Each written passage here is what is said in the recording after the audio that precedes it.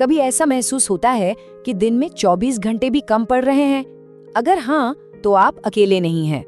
लेकिन इसका हल ज्यादा घंटे ढूंढना नहीं है। इसका हल है खुद को बेहतर तरीके से मैनेज करना। चलिए इसी बारे में बात करते हैं। हम सबने ये महसूस किया है ना, वक्त के पीछे एक कभी ना खत्म होने वाली दौड़। ऐसा लगता है जैसे घड़ी हमें कंट्रोल कर रही है और हम बस भागते जा रहे हैं। लेकिन जरूरी नहीं कि ऐसा ही हो। अब वक्त है कि इस कंट्रोल को वापस अपना हाथों में लिया जाए। और यहीं पर सारा गेम बदल जाता है। असली प्रॉब्लम समय की कमी है ही नहीं, असली प्रॉब्लम है सेल्फ मैनेजमेंट, यानी खुद को मैनेज करने की कमी। और अच्छी बात यह है कि ये एक ऐसा स्किल है जिसे कोई भी सीख सकता है। तो सवाल ये है कि शुरुआत कहाँ से करें? किसी भी सफर की तरह पहला कदम ये जानना है कि अभी हम कहाँ खड़े हैं और हमें जाना कहाँ है। इससे पहले कि हम आगे बढ़े, एक सवाल खुद से पूछना बहुत जरूरी है। हमारा वक्त आखिर जाता कहाँ है? ये ईमानदारी से देखना बहुत जरूरी है। इसे आप एक तरह का टाइम ऑडिट कह सकते हैं और यही बदलाव की तरफ पहला कदम है। खुद को समझना सबसे ज्यादा जरूरी है।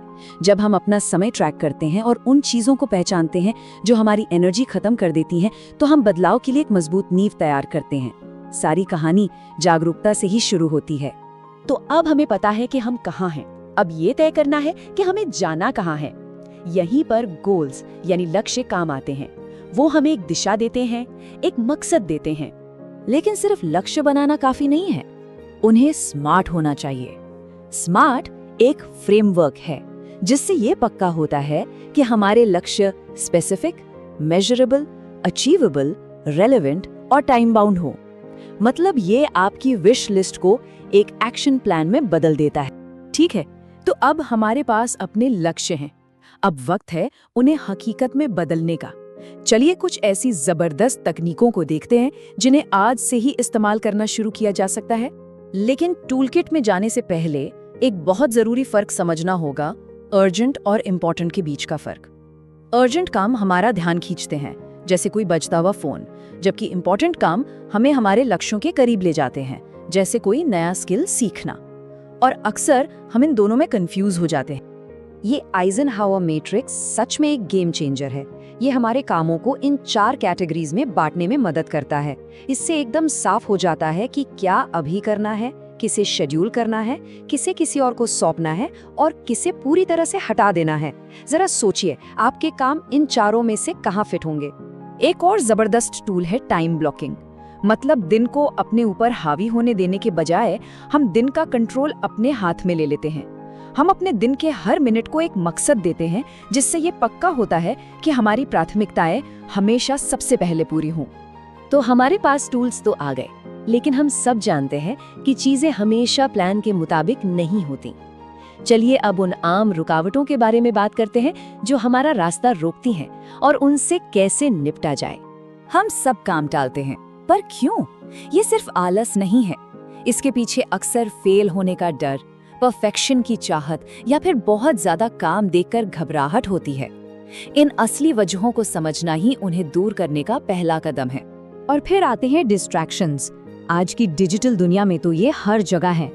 हमारा माहौल बहुत मायने रखता है। अगर डेस्कटॉप बिखरा हुआ है तो दिमाग भी बिखरा हुआ ही महसूस करेगा। वहीं एक साफ सुथरा वर्कस्पेस फोकस और क्लैरिटी को बढ़ावा देता है। और देखिए, सबसे बड़ी बात यह है कि ये सब सिर्फ ज्यादा काम करने के बारे में नहीं है, ये बेहतर जिंदगी जीने के बारे में है। ये जो बिखराव है ना और स्ट्रेस, ये दोनों साथ साथ चलते हैं।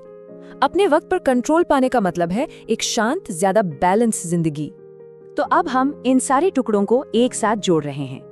हमारे पास नींव है, टूल्स हैं और हमें रुकावटों की समझ भी है।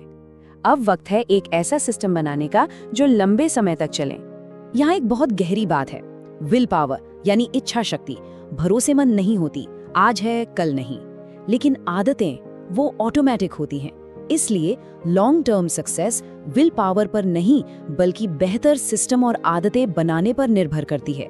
तो आदतें काम कैसे करती हैं? बहुत सिंपल है। क्यू, रूटीन, रिवॉर्ड, यानी एक इशारा, फिर काम और फिर इनाम।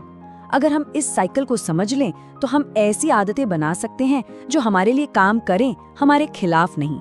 हम सक्सेस को ऑटो पायलट पर डाल सकते हैं। ये माइंडसेट रखना बहुत जरूरी है। ऐसा नहीं है कि एक बार सब ठीक कर लिया और फिर भूल गए। नहीं, ये लगातार सुधार करने का सफर है।